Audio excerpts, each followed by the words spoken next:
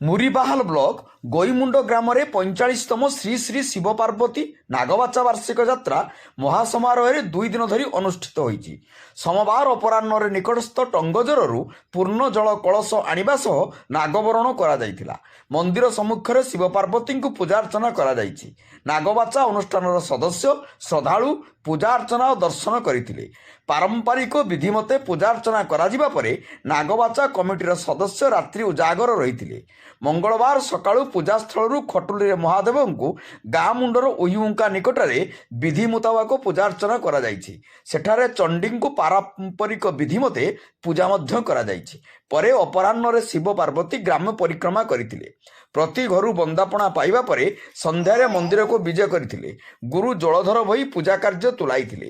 କଣ୍ଟାବାଞ୍ଜି ବିଧାୟକ ସନ୍ତୋଷ ସିଂ ସାଲୁଜା, ମୁରିବାହାଲ ବ୍ଲକ ଅଧ୍ୟକ୍ଷ ହରିବନ୍ଧୁ ବେହେରା, ଡାକ୍ତର ଆମଜଦ ଖାନ, ଉନ୍ନୟନ ପରିଷଦର ଉପାଧ୍ୟକ୍ଷା ନିରୁପମା ମାଝୀ, ଯାତ୍ରା କମିଟିର ସଭାପତି ରୋହିତ ଭୋଇ, ସମ୍ପାଦକ ଚିତ୍ତରଞ୍ଜନ ସାହୁ, କୋଷାଧ୍ୟକ୍ଷ ମୀନକେତନ ସାହୁ, ୱାର୍ଡ ସଭ୍ୟ ଗୋରେଖ ଭୋଇ, ବିଶମ୍ବର ସାହୁ, ଉଗ୍ରେସନ ସାହୁ, ଶରତ ସାହୁ ପ୍ରମୁଖ କମିଟି ସଦସ୍ୟ ସହଯୋଗ କରିଥିଲେ।